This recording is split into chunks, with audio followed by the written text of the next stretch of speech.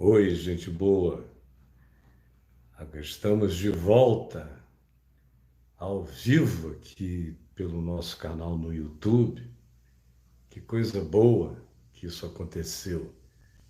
E eu estou esperando você que chegue aqui comigo agora, tá bom? Estou esperando. Vamos chegar, gente. Vamos chegar.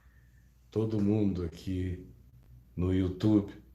Eu estou esperando que você entre conosco para a gente conversar, tá bom? Está chegando aqui, estão chegando e vão chegar. Muitos chegarão. Oi, oi. Aí quando começa a explodir, né, o delay também, o pessoal que toca no sino, você que vai chegando, se não é inscrito ainda no meu canal, se inscreva e aperte o sininho, porque o sininho é que opera esse milagre de chamar você, de avisar que está iniciando. Claro que tem gente bem informada que anda pelas minhas plataformas e fica sabendo de tudo, mas há aqueles que precisam de um aviso, de um empurrão, de uma badalada desse nosso sininho chamando você agora.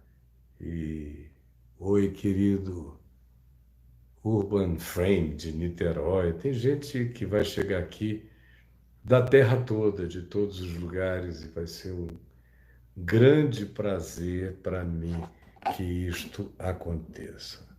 Deixa eu dar uma pequena enquadrada aqui nas coisas. Vamos lá, então. Você viu aí o tema que eu coloquei, que eu postei em Jeremias, no capítulo 12. Olha aí, Ju Silva, Ju Guarulhos, Deus te abençoe. Londrina, Atibaia, São Paulo, e Redenção no Pará, Vitória no Espírito Santo, tem gente de todo lugar. Boa noite, Nova Iguaçu, Luiz da Estação do Rio Centro, Nova Iguaçu, Recife, tem gente de todo lugar, na Flórida, gente de Porto Alegre, de Mariana, em Minas, da França, de tantos lugares vão chegando. Itaboraí, Rio de Janeiro, Ricardo do Sergipe, Divinópolis, em Minas Gerais. Enfim, a moçada está chegando. São Paulo, Chapecó, Carla e Romualdo de Salvador. Oi, queridos. São Paulo e Divinópolis de novo, Praia Grande, São Paulo. E que bom que vocês estão chegando aí. Abaeté, Portugal, Goiânia. Que coisa linda. Vamos chegando. Muita gente ainda vem e quem não chegar exatamente na hora vai poder só puxar para trás e assistir desde o início, não é? Não dá para Uberlândia, Laércio, não dá para a gente esperar todo mundo, senão o tempo passa e a gente não consegue ir a lugar nenhum, nem a Canaã dos Carajás, no Pará, ou em Resende, em nenhum desses lugares. Mantena, em Minas Gerais, Feira de Santana, Uberlândia, Ilha Grande, em Angra dos Reis, Niterói, minha terrinha, São Paulo, Vila Formosa, Capelinha, Palmas, enfim. Podem ir chegando, porque eu quero que você, no entanto, saiba, eu postei aí que quero falar em Isaías, desculpa, em Jeremias, no capítulo 12. Jeremias, capítulo 12. E Jeremias foi um indivíduo que viveu num tempo muito interessante, de muitas mudanças. Ele foi um homem com um papel muito importante, não só como profeta, mas ele era filho de sacerdote, embora ele não tenha entrado para o sacerdócio, ele ficou mais na linha da vocação de profetas como Miqueias, mais um homem do campo, do povo, mas que desenvolveu um espírito acadêmico, ele se tornou uma pessoa culta. Tanto é que se atribui a participação dele como escriba também em textos como o primeiro livro de Reis, segundo livro de Reis. Ele teria participado, não do processo inteiro, mas de pedaços daquela confecção como escriba. E, e ele passou por períodos diferentes na história de Israel, desde o tempo em que Jeoaquim começou a reinar com 8 anos, e ele já estava lá. Foi contemporâneo de todos os equívocos e erros do povo de Israel, os pecados, os cultos proliferando em todas as montanhas, os cultos aos Baalins. Ele cresceu vendo que a adoração a Deus no templo não tinha nenhuma relação com o estilo de vida do povo, que o povo era completamente pagão, por assim dizer, e as crenças do povo de Israel eram muito mais semelhantes às crenças dos que não tinham nenhum conhecimento do Evangelho, nenhum conhecimento da palavra. E o coração deles se angustiava imensamente com tudo isso. E isso tudo cresce, toma dimensões, e ele começou a dizer: olha, Senecares, meu Deus, estou falando o nome desse homem a minha vida inteira.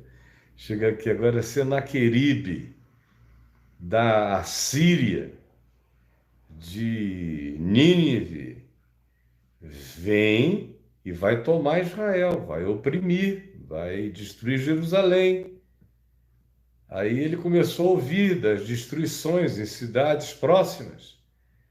E o povo em si dizendo: não, você está conspirando, você não gosta de Jerusalém, você não gosta do templo, você não gosta do culto, você tem um problema com isso, porque nem seguir a vocação e a linhagem da sua família, do seu pai, você seguiu. Você só pode ter um problema, um desgosto com o templo. E ele dizia: não, isso tudo aqui vai acabar, porque Deus é Deus e vocês vivem cultuando de um lado com a boca, mas o coração de vocês está longe dele. Vai chegar uma hora em que vocês vão ver. E aí, por causa disso, ele foi perseguido. Isso continua, a evolução desse processo. Ele sempre se levanta e fala contra aquilo que trazia o perigo do juízo divino sobre o povo de Israel, e ele era acusado de ser sempre um traidor, um cara do contra, que não gostava de Jerusalém, que não gostava da cidade, que não gostava da religião, que não gostava de nada.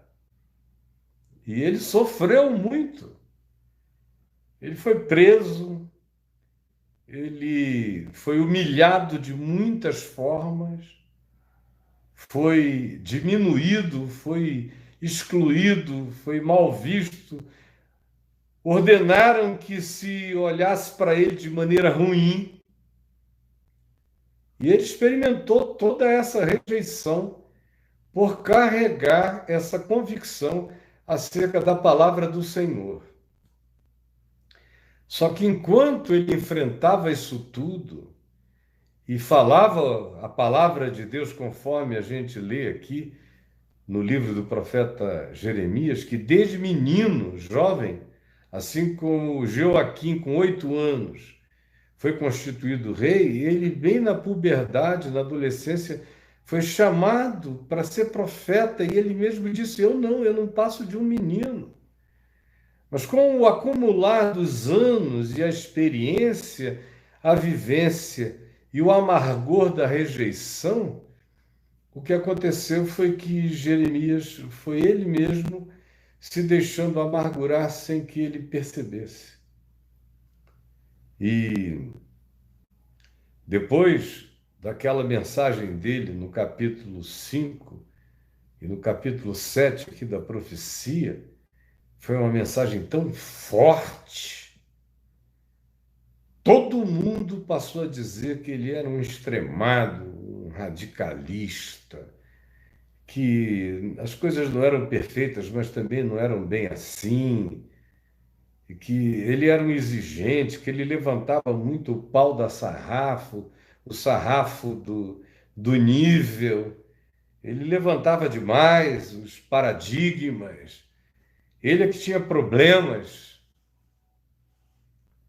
E o coração dele foi crescendo em amargura suave, lenta, sutil. E a rejeição contra ele só aumentava. Até que chega esse dia narrado aqui no capítulo 12 de Jeremias, quando ele diz: Justo és, ó Senhor, quando entro contigo num pleito, numa disputa, numa discussão, num embate. Contudo, mesmo sabendo que tu és justo, contudo, falarei contigo acerca dos teus juízos, acerca dos teus desígnios, acerca das manifestações da tua soberania. E aí você fica pensando que ele vai fazer uma intercessão pelo povo, alguma coisa do gênero, mas não, ele está tomado por algo muito menor.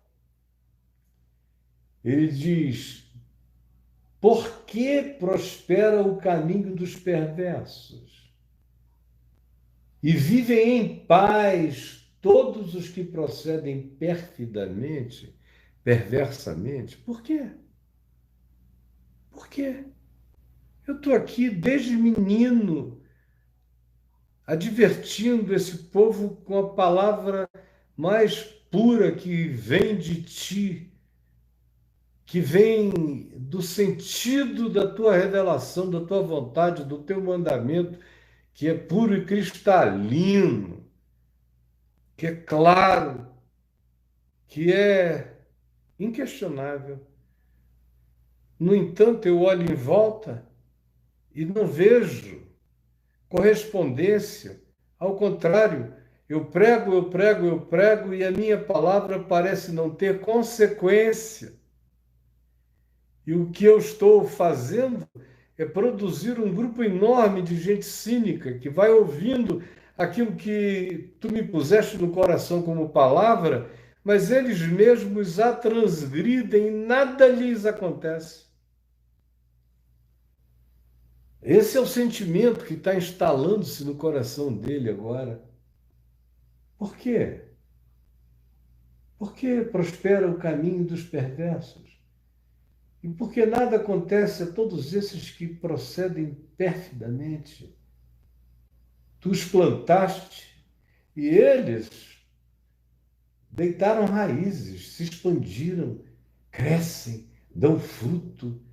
Tente nos lábios, eles falam que tudo que eles são, que eles têm, vem de ti. Embora o coração deles esteja longe da tua palavra e nada lhes acontece. Aí ele se compara, ele olha para os outros e se compara e tem um: mas tu, Senhor, me conheces, me conheces. Tem essa amargura, essa piedade amargurada, que acontece frequentemente com aqueles que vivem uma vida fazendo tudo certo, tudo direito, ou buscando a palavra da verdade e indicando um bom caminho e não são nunca ouvidos e têm uma expectativa divina, como no início da vida dele, lá, você lê no primeiro capítulo de Jeremias, quando ele diz: Eu sou um menino, eu não quero, não estou preparado, mas o Senhor disse: Eu vou te dar uma palavra que vai derrubar reinos, vai subverter nações, vai alterar tudo. E ele diz: Mas eu, uma criança, um menino. Mas aquela era a expectativa que o alimentava. E agora, nessa primeira etapa da vida, ele vem pregando, pregando, pregando, dizendo: está chegando, vocês não estão percebendo que o cerco está aumentando, que essa coisa vai nos atingir.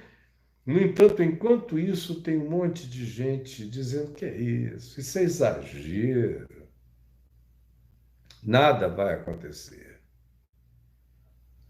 nada vai acontecer. Se despreocupem, nada vai acontecer. E quando ele olhou, o coração dele estava com essas perguntas e fazendo comparação consigo mesmo. Tu me conheces, tu me vês, tu provas e sentes o meu amor para contigo, o meu coração para contigo. E aí, em nome de ser fiel a Deus, ele se enche de raiva. Como está acontecendo com muita gente, em nome de ser fiel a Deus, ele se enche de raiva, como entre nós uma quantidade imensa de pessoas, em nome da ortodoxia, em nome do puritanismo, em nome da moralidade, em nome dos bons costumes, em nome do que quer que você queira, estão se enchendo de raiva, a ponto de ele dizer: arranca-os. No caso dele, são esses falsos hipócritas que prosperam, que ouvem a palavra que tu me deste e rejeitam, e ensinam o povo a rejeitar mais ainda. Enquanto isso, eles crescem, eles prosperam, eles vão adiante, eles se espalham. E tu não me vês? E aí, subitamente, aparece esse arranca-os, como as ovelhas para o matadouro, e destina-os para o dia da matança. Como é fácil você passar do desejo de salvar pessoas para o desejo de sentenciar e de ver o amaldiçoar se transformar em profecia realizada na vida do outro. Por mais que você esteja certo em alguma coisa, nada justifica. Arranca-os, mata-os. Até quando estará de luto a terra e se secará a erva? Até quando? São perguntas que ele vai fazendo e que cada um de nós, dependendo do seu contexto, da sua circunstância, faz também.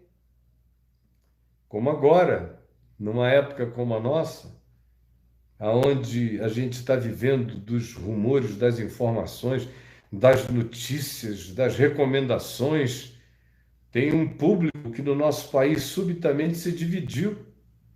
E cada um olha para o outro lado com aquele espírito de extrema raiva. Eu tenho ouvido pessoas de ambos os lados. Tem gente que ouve o pronunciamento do senhor presidente da República e fica com ódio, com raiva. Nunca vi ninguém mais estúpido, mais idiota. De um outro lado, eu também vejo pessoas que são aliadas ao pensamento do presidente da República e que tratam quem pensa diferente com uma raiva mortal. Todo mundo achando que está certo, mas na realidade está tudo absolutamente errado, até para quem esteja certo, até para quem possa vir a estar certo, se o espírito, se o sentimento é esse, de raiva, de inveja amargurada, ou de comparação, ou de zanga, ou de espírito de juízo que se levanta contra o outro. O próprio sentimento destrói a razão de qualquer um que tenha tal razão. Até para ter razão, a gente tem que ter com o espírito certo, senão o espírito errado destrói a nossa própria razão. Não existe nenhuma verdade na realidade que venha a ser defendida com ódio, que tem desejo de arrancar, de desplantar o outro da vida e do mundo. Não existe isso, não diante de Deus. Mas aqui entre nós, esse espírito já vinha e está crescendo, está aumentando. E nesse tempo agora de angústia, onde tem um grupo dizendo fique em casa, tem outro grupo dizendo saia para trabalhar. Aí eu vejo um monte de gente boa na dúvida.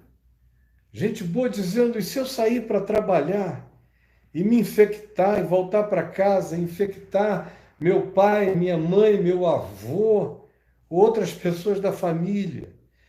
Por outro lado, o argumento é, e se eu não for? E o dinheiro está ali, adiante, acabando, ou já acabou.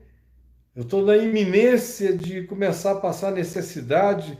Eu vou sair assim mesmo, eu não tenho como obedecer essa ordem. Ao mesmo tempo, tem aqueles que dizem, olha para mim, eu vou e eu venho, e comigo não acontece nada, eu sou imune a tudo. Aí tem os outros que no espírito de Jeremias olham e dizem, Senhor, desplanta-os da vida. E olha que nada ainda aconteceu, não é? Nada. A gente ouve agora a resposta de Deus a Jeremias, dizendo a ele o seguinte: se tu te fatigas correndo com homens que vão a pé, como poderás competir com aqueles que vão a cavalo? Se em terra de paz não te sentes seguro, como farás nas florestas do Jordão? Como tu farás? Se a gente está aqui, ó, a gente nem entrou em pico nenhum. Nenhum. A gente está ainda no flatzinho. Foi como os italianos se sentiram. Eles olharam para a China e disseram, a gente não come cobra, não come sopa, não bebe sopa de morcego. A gente não faz nada disso. A gente não assa cachorro, nem come gato no espetinho. Não, isso aí veio de alguma daquelas esquisitices culturais antigas dos chineses. Nós não temos nada a ver com isso. Nossa pizza, nossa pasta não tem nada a ver com coisa alguma como essa aqui não acontecerá. E vamos para a Boêmia. E aí nós estamos naquele início da Itália. Ou naquele início de todos os países, no início, todos eles disseram a mesma coisa. A Itália disse, isso não é nada. Agora o prefeito de Milão, que é como se fosse a São Paulo da Itália, está pedindo perdão aos moradores da cidade, aos italianos, por ter dito para eles, vamos para a rua, vamos ganhar dinheiro, vamos faturar. Está lá pedindo perdão. Um mês depois dizendo, meu Deus, eu era um louco, olha só o que aconteceu. A mesma coisa você vê nos outros países. Não levaram a sério. Em todos os que não levaram a sério. Como, por exemplo, os Estados Unidos da América, que também, na pessoa do seu presidente, não levou a sério. Agora está lá o cara desesperado e pedindo para todas as indústrias fazerem respiradores, e isso, e aquilo outro. Nova York virou uma Wuhan americana. Quem é que podia imaginar uma coisa dessa? Mês passado eu estava lá, aí, ó. Quem é que podia imaginar? Hoje foi o Boris Johnson, do Reino Unido, que há um mês atrás estava dizendo, não, por que a gente não manda todo mundo para pegar logo isso tudo? Para pegar. Para que nós mesmos, quem tiver que morrer, morra, a gente crie logo uma imunidade nossa, inglesa, um Brexit do coronavírus 19. Agora está ele lá. Hashtag stay home, save lives. Não vão a lugar nenhum, salvem vidas, fiquem em casa. Mudou assim, de repente. Mudou. E aí tem o argumento de que o vírus aqui no nosso país pode sofreu uma mutação, foi o que a gente viu ontem, né? O vírus sofreu uma mutação. Aí eu falei, bom, só se é a mutação que vai fazer aqui ser diferente.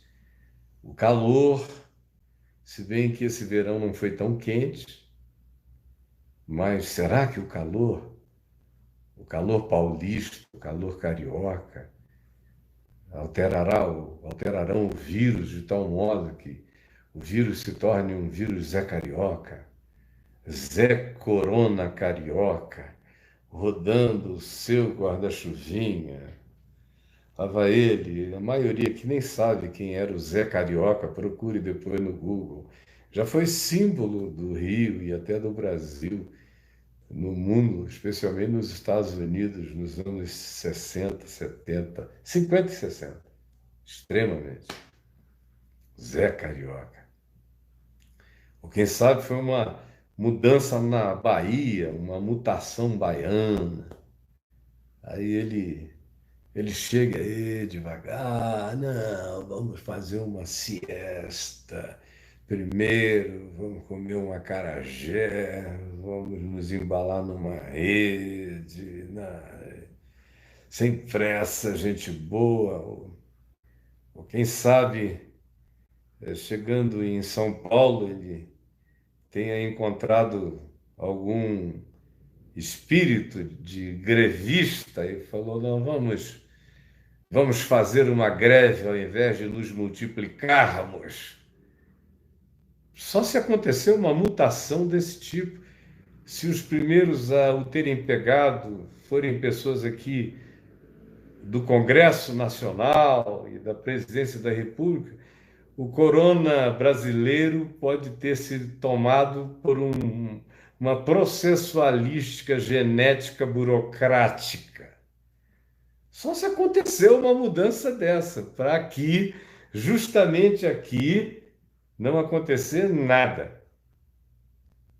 Com todas as nossas favelas, com todos os nossos problemas de saneamento, com todos os nossos ajuntamentos, com os nossos metrôs, ônibus socados, com tudo que a gente tem aqui de espremeção, de crush humano. Gente being squeezed, espremida. Então, só se aqui, por essa mutação, não vai acontecer absolutamente nada. Mas o fato é que tem muita gente reclamando já hoje, muita gente com raiva hoje. Eu vi gente boa hoje no dilema de eu fico, eu vou. Se eu for, o bicho pega, se eu ficar, o bicho come. E isso vai gerando ansiedades. Alguns olham para o lado e dizem, bom, mas Caio está dizendo, sejam prudentes, mas ele está lá na casa dele, com a mulher dele, deve estar comendo bem, deve estar tranquilo. Os filhos, cada um está no seu canto, ele deve estar com o coração repousado acerca dos cuidados que os filhos e netos estão tendo uns com os outros, e tem gente que pode ficar com raiva de mim, que pode ficar com raiva de qualquer um outro, que esteja dizendo fique, e que a partir disso seja interpretado como alguém que não tem necessidade, porque parece que todo mundo que diz fique em casa não tem necessidade. E todo mundo que diz vamos para a rua é quem tem necessidade. Ou é um empresário que precisa faturar, ou comerciário que precisa vender, ou é o funcionário e empregado que precisa trabalhar para comer. Mas o fato é que parece que quem quer que diga não vá, fique, está numa situação diferente. E se você olha para essa pessoa de uma maneira ruim, para você pode parecer a própria fala da perversidade, tanto uma fala quanto a outra em qualquer dos extremos desse dilema. Aí vem Deus e diz a Jeremias: escuta, ainda não aconteceu nada. Não aconteceu nada. Você ainda está correndo com os homens que vão a pé. Ainda é uma coisa que não se manifestou. O que é que vai acontecer na hora que se manifestar o verdadeiro embate? Você tiver que enfrentar quem vem contra você a cavalo. Você sabe a diferença de lutar com alguém que está do seu tamanho e enfrentar quem vem a cavalo te atropelando.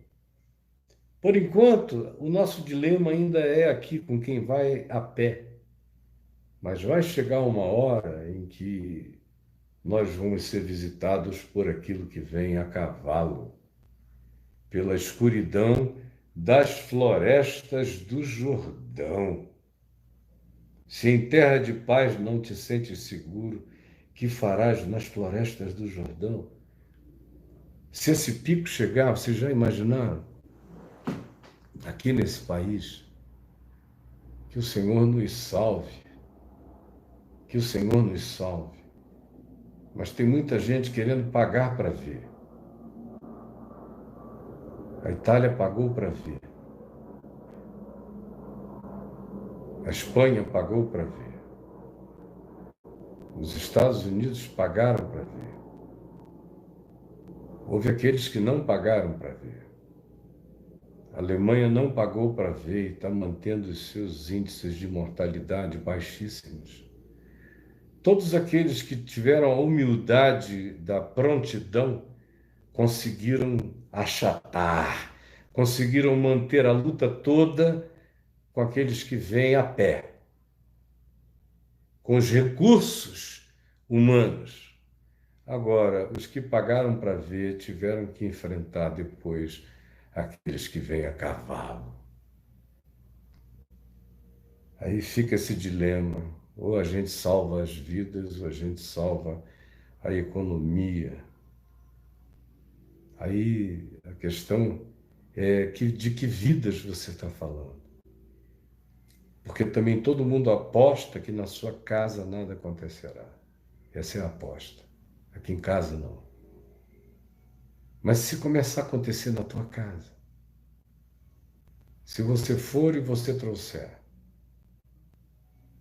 se você for e você trouxer, aí tem um monte de gente dizendo: mas se você não for, você vai morrer de fome. Eu sei que se nada acontecer aqui comigo, eu já estou negociando com todo mundo que eu posso, pedindo prazo, pedindo extensão. Está todo mundo na mesma situação, na mesma circunstância. Todo mundo tem que diminuir, diminuir, diminuir. Às vezes a gente tem que cortar na própria carne para comer e servir os outros.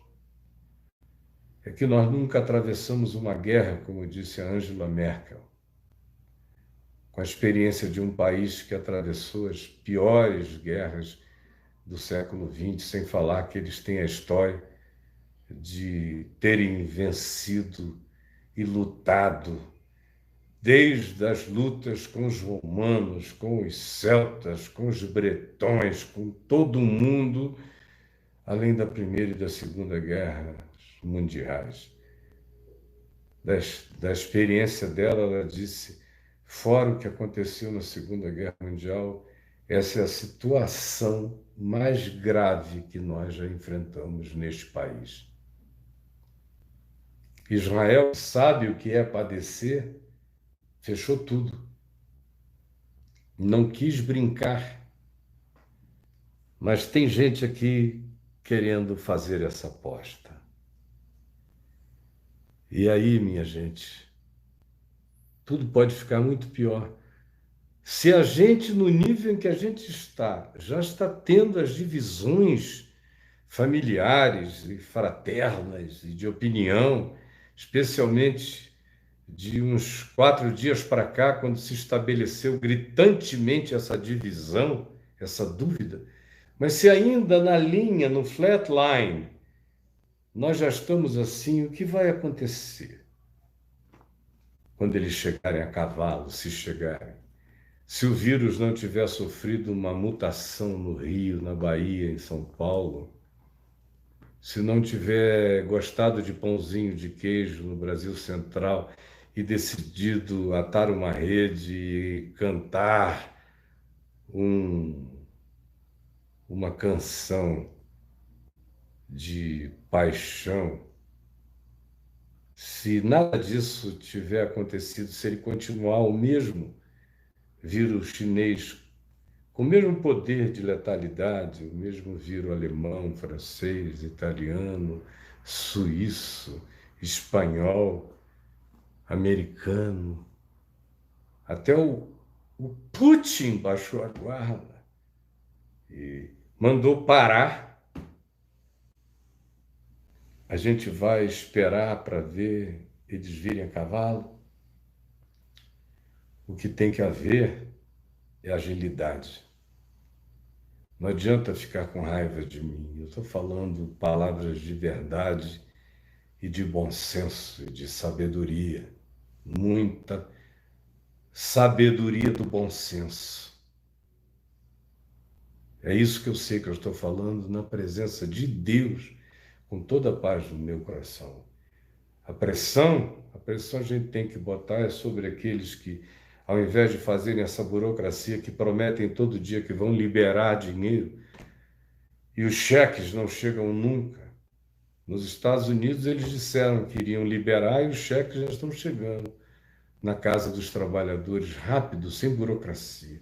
Ajuda direta, depois a gente acerta, depois a gente vê. Linha de crédito, depois a gente acerta, depois a gente vê. Garantir os salários dos que mais precisam, depois a gente acerta, depois a gente vê. O Brasil é o povo. Parece que existe um Brasil que não tem nada a ver com o povo brasileiro. É a sensação que eu tenho quando eu ouço alguns políticos falarem. Eles falam da economia como se a economia fosse o povo, e do povo brasileiro como se fosse só uma commodity. Mas o que tem valor aqui é o povo brasileiro, e a economia tem que estar a serviço desse povo. E tudo quanto se tenha de poder econômico no país tem que ser investido na saúde e na preservação deste povo. A riqueza do Brasil não está no Banco Central, a riqueza do Brasil está no povo brasileiro, nas nossas favelas, nos nossos sertões, nos nossos rincões, nas nossas verticalidades de prédios que parecem favelas verticais, nos nossos cortiços, nas casinhas espremidas, nas barrancas, nas aldeias, nos interiores, nos lugares mais distantes, tanto quanto nas capitais superiores. É aí que está a riqueza do Brasil. A riqueza do Brasil não são fábricas, a riqueza do Brasil não é o servidor público, a riqueza do Brasil não é a arrecadação, a riqueza do Brasil é o povo que trabalha, é o povo que tem que ter saúde. Tem que chegar a vez e a hora do povo. Ou nem na hora do coronavírus o povo tem vez. Nem na hora de uma catástrofe mundial o povo brasileiro tem vez. Ele tem que ser jogado como um dado, assim, jogando dado. Vamos ver o que acontece, vamos jogar.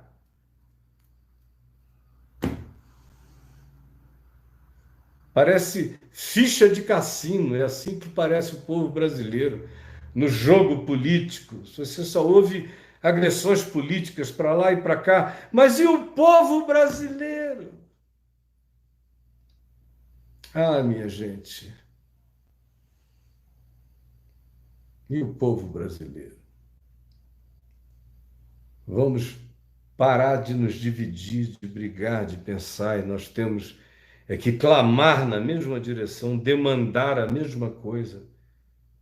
Aí você vê o presidente do Banco Central dizendo anteontem: não será por falta de dinheiro, o Brasil tem dinheiro para enfrentar a crise. Aí no dia seguinte, vem outros, todo mundo vem sem conhecimento, alguns sem nenhum conhecimento, só por decisão política, capricho político ideológico, e diz: não, nada de socorrer, isso aí não é nada, não. Se alguém tiver que morrer, que morra. Mas é porque não é na casa de quem fala isso. Existe uma probabilidade enorme de que não seja na casa dos que falam isso, e sim na casa dos que não têm nenhuma voz em nenhum lugar e saem não porque querem desobedecer, saem porque no desespero tem que mendigar,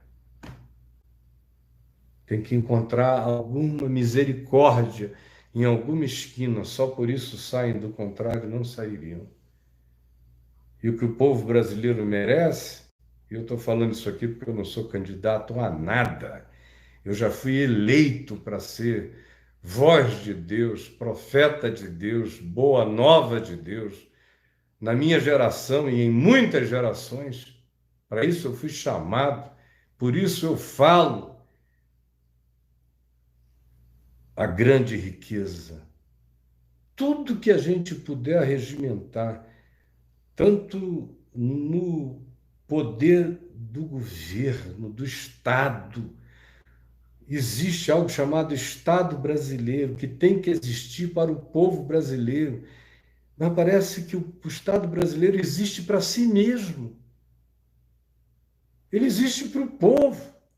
Então, tudo que esse Estado brasileiro tem, tem que ser colocado para ajudar o povo, ajudar a quem produz, ajudar ao que empreende, ajudar ao que faz o empreendimento acontecer, ajudar o trabalhador mais simples, ajudar os informais, ajudar os diaristas, ajudar todo mundo. E conter a crise, manter todo mundo em casa, segurar a onda. Se a gente segurar a onda, isso não explodir em mortandade, em descontrole, em calamidade, que pode ter consequências enormes, porque vai ficar um monte de tempo sem ninguém querer investir nada na terra da catástrofe e da burrice. É melhor a gente investir tudo que pode para achatar a calamidade, manter tudo no nível dos que vêm a pé, do que a gente partir enlouquecido, ensandecidamente, tratando a economia como se fosse gente, o Estado como se fosse a razão de ser do povo, negando o significado de um Estado que existe para o bem do povo, conforme a nossa Constituição. O resto é cálculo. A gente tem um cálculo já feito. Eu não preciso calcular quanto custa a vida humana, nem a vida dos pobres e dos desafortunados do Brasil. PT roubou, esses outros aí roubam de outro modo, mentem, enganam. Não é disso que eu estou falando. Para com isso, vamos pensar na vida. Eu estou falando em gente. Você vem falar em partido, parece que a vida de vocês ficou. Vocês cultuam entidades. Ninguém pensa mais em vida. Vocês só pensam em entidades. Parece que viraram espiritualistas estatais. Cultuam e invocam entidades. Pensa em gente, pelo amor de Deus. Pensa em gente. Senhor Jesus, tem muita gente com a barriga vazia. E não são os que estão levantando essa questão, os que estão ajudando de fato.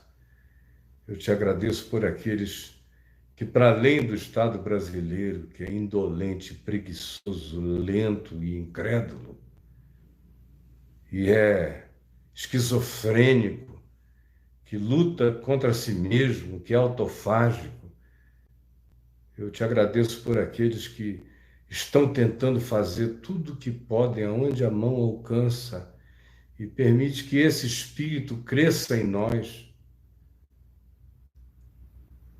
E eu também te peço que haja um constrangimento, que venha do povo, um constrangimento para que a saúde e a vida sejam priorizados e que sejam dignos de todo investimento, de todo cuidado, com toda agilidade, com toda rapidez, para que se poupem todos os que possamos poupar e para que não tratemos a praga com banalidade, como temos feito com praticamente tudo nesse país. Tudo é banalizado, porque a vida tem muito pouco valor, praticamente nenhum, a menos que seja a vida de alguém que a gente queira muito, porque a vida na casa do vizinho já vale muito menos.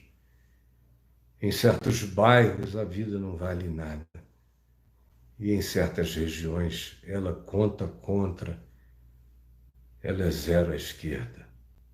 Por favor, tem compaixão de nós para que não nos sobrevenha coisa pior. É o que eu te imploro, pedindo que tudo que eu estou dizendo não aconteça, para que nós sejamos poupados do que, em vindo, pode trazer grande devastação se o nosso espírito não se iluminar. É o que eu te peço em nome de Jesus. Amém.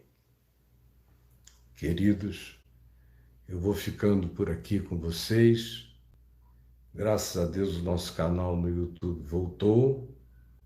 E você compartilhe daqui em todas as plataformas, em todas as suas redes sociais, com todos os seus amigos. E não esqueçam os que estão aqui comigo amanhã, às 10 horas da manhã, eu tenho uma live compartilhada no Instagram. Eu e o Orlando Moraes. Vocês vão gostar de conhecer o Orlando. Um homem doce, bom, meigo, do bem. Vocês vão gostar dele. E eu espero vocês lá, tá bom? No domingo, também no Instagram, outra live compartilhada com meu queridíssimo amigo Fábio de Mello, Padre Fábio de Mello, meu companheiro, meu irmão. E vocês vão ver como a gente tem muito mais coisas em comum do que vocês poderiam imaginar. Deus nos abençoe, um beijão para todo mundo, fiquem com Deus. Bye bye, planeta Terra. Só por hoje. Até amanhã, com a graça de Deus. Tchau.